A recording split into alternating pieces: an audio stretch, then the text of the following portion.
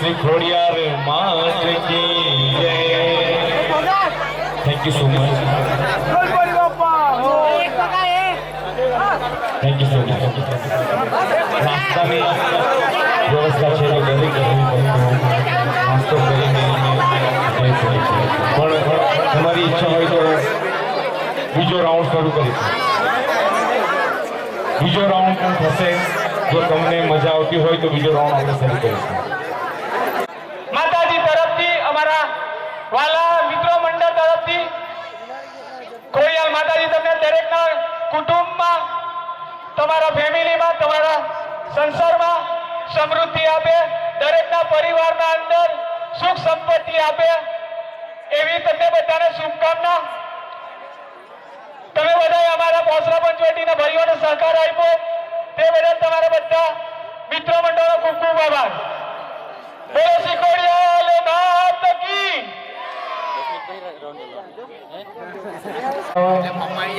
ખોડિયાર માત કી જય।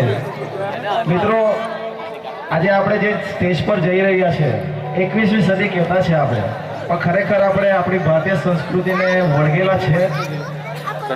એક દિલથી હાથ ઊંચો કરો કે આપણે ભારતીય સંસ્કૃતિને વળગેલા છે। ભારતીય સંસ્કૃતિમાં આપણા વડલાઓ, આપણા બાપ દાદા એ ટાઈમમાં ઘરમાં શું લખાતું હતું? આપણા ભલે પધારો, સુસ્વાગતમ। રાત્રે 12 વાગે પણ આપણા ઘરે કોઈ આવતું તો પ્રેમથી આપણા વડીલ લોકો રસોઈ બનાવીને જમાડતા હતા। આજના જમાનામાં કલ્ચર આપણું જે છે તે અપનાવવાનું છે, આપણે નથી અપનાવી રહ્યા। પહેલા સુસ્વાગતમ, ભલે પધારો ને હમણે કૂતરાથી સાવધાન। ઘરમાં કોણ રહેતું છે? આપણે રહેતા છે કે કૂતરા રહેતા છે? કડવું લાગશે પણ સત્ય હંમેશા કડવું હોય છે। આપણે નીતિનભાઈ કીધું તેમ હું એઝ એ મોટિવેશનલ ટ્રેનર છું। હમણે માર્ચમાં 10માની 12માની એક્ઝામ આવશે, તો હું સમાજ તરફથી આપણી જેટલી પણ સંસ્થા ચાલે છે, એમએસપી સંઘ, મિત્ર મંડળ કે આપણા પંચવટીનું ગ્રુપ,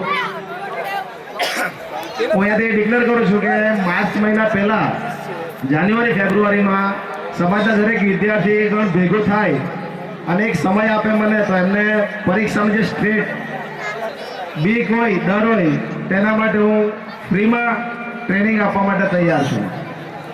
તો માયાવંતી મિત્રો માટે જેટલો પણ આપણા છે સંસ્થા ચાલતી તેમને, અને એની સાથે આપણે પેરેન્ટ્સનો પણ પ્રોગ્રામ રાખશું કે આપણે છોકરા લોકો ખરેખર શું આપવું જોઈએ અને આપણે પેરેન્ટ્સ તરીકે છે તો આપણી કઈ ભૂમિકા આપણે નિભાવવી જોઈએ।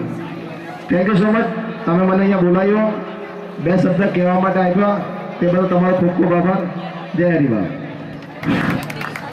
થેન્ક યુ સતીશભાઈ, બહુ સારા મેસેજ આવ્યા સતીશભાઈ સમાજના માટે, કારણ કે દરેક જગ્યાએ એજ્યુકેશન બહુ જરૂરી છે।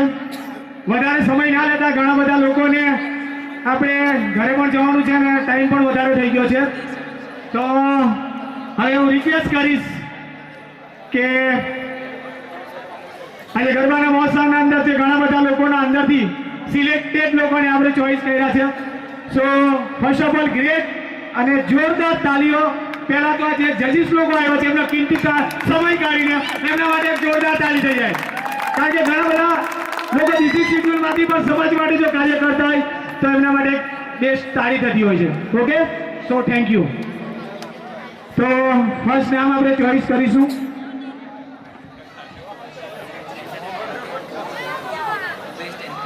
Best entertainment player, best entertainment player Gunvanti Parmar.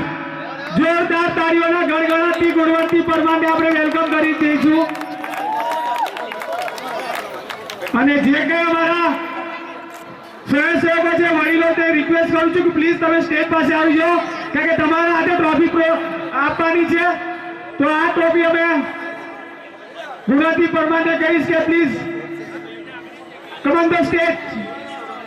Krishna Solanki, Krishna Solanki come on the stage. जोरदार तालियों गड़गड़ाटी कृष्णा ने આપણે વેલકમ કરીએ। Krishna, okay, Krishna please come on the stage. ઇનામ આપવા માટે અમે હસમુખભાઈને કહીશ કે તમારા હાથથી, હા, અને ભાઈ તમે પણ આવી જજો। જોરદાર તાળીઓના ગણગણાટથી આપણે વધાવી લઈએ કૃષ્ણાને.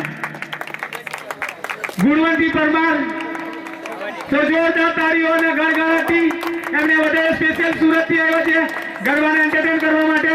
હું એમને પણ હવે એમને અને હસમુખભાઈને કહીશ કે એમને ટ્રોફીથી સન્માન કરે. હા, જોરદાર તાળીઓના. સરસ.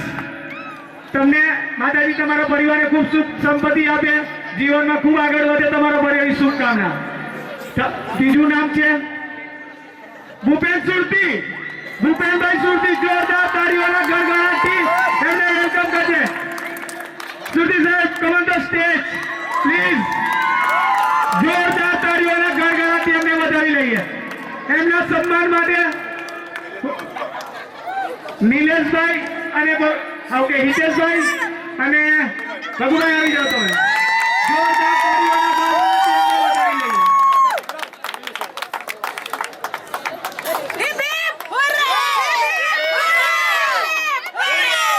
ઓકે,